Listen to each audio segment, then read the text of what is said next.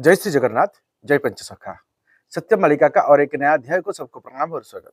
आज सत्संग में विचार करेंगे डॉक्टर एपीजे अब्दुल कलाम, जो भारत का, सारा विश्व का मिसाइल मैन का नाम में परिचित है और जो भारत का पूर्वतम राष्ट्रपति, तो उनका बारे में ये मालिका में क्या लिखा है, महापुरुष अच्युतानंद क्या बोले हैं, ऐसा बहुत सारे प्रश्न बहुत बार कुछ कुछ भाई और माँ लोग ने पूछे हैं।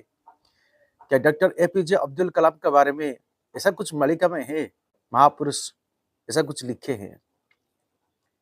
जब मालिका में तो आज तक हम पढ़े नहीं कभी, परंतु महापुरुष अच्युतानंद का 13 जन्म श्री गुरु माधव ने एक दिन बोले थे, 2000 का पहले बोले थे कि एक दिन ऐसा समय आएगा, एपीजे अब्दुल कलाम उड़ीसा का खंडगिरी को आएंगे।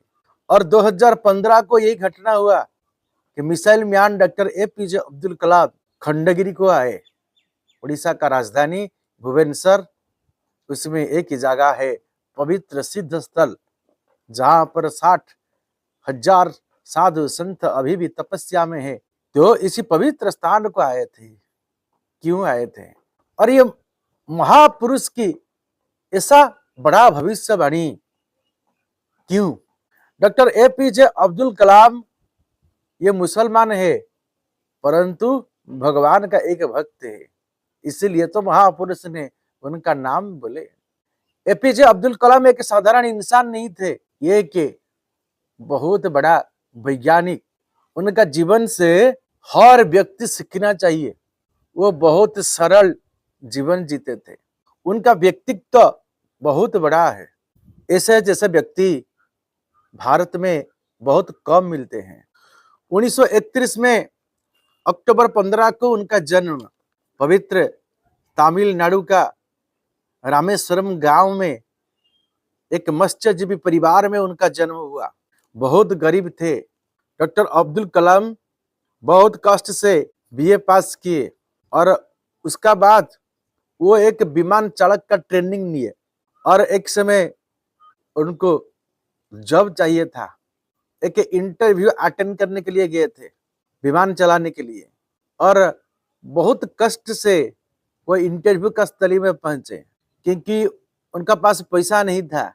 उनका बहन कुछ पैसा अपना जो ऑर्नामेंट्स है इसको बंधक रख के दिए थे ट्रेन में जाने के लिए, और उनका पिता खाने पीने के लिए कुछ पैसा दिए थे, परंतु इस स्थान से आने के लिए उनका पास पैसा नहीं था। और 8th पोस्ट में उनका नंबर 9 में आया, तो ये बहुत चिंतित हो गए। इसलिए एपीजे अब्दुल कलाम बहुत मन दुख किए। उनका पास पैसा नहीं था रिटर्न जाने के लिए, वो चिंतित हो गए और क्या करेंगे, ये बोले सुसाइड कर देंगे। और गंगा नदी का पास गए और गंगा नदी का किनारे में खड़े खड़े इधर उधर देखते रहे, कोई लोग उनको देखते हैं कि नहीं। थोड़ा लोग चले जाएंगे तो वो तुरंत सुसाइड कर देंगे गंगा नदी में। और इसी चीज को देख रहे थे कौन? शिवानंद सरस्वती, जो डिवाइन लाइफ सोसाइटी का मुख्य है। तो ये दूर से ये चीज को देखते थे और 2 लोगों को भेजे, इस व्यक्ति को जैसे भी इधर उधर बोलकर लेकर मेरे पास आ जाओ।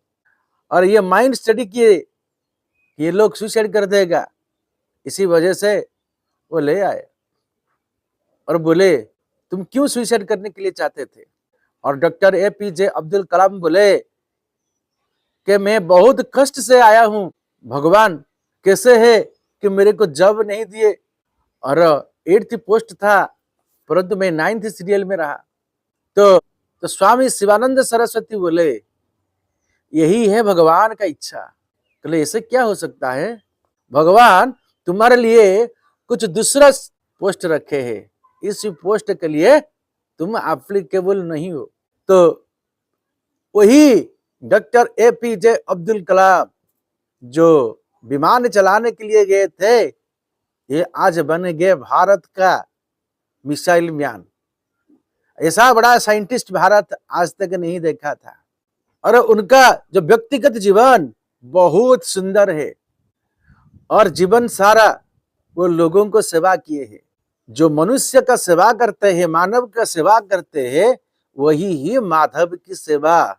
तो डॉक्टर एपीजे अब्दुल कलाम अपना पूरी जीवन ये माधव सेवा में बिताए, यानी मानव समाज का कल्याण के लिए। Kalam Indian National Committee on Space Research में ये एक रॉकेट इंजीनियर का भाव पहले जोग दिए थे और 1969 में ये इसरो में जाकर काम करने के लिए उनको मौका मिला वैज्ञानिक का रूप में।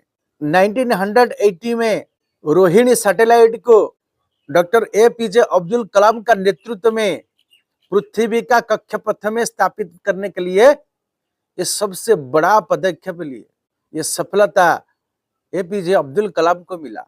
1992 में ये प्रधानमंत्री का वैज्ञानिक परामर्शदाता डीआरडीओ का मुख्य रूप में अवस्थापित हुए।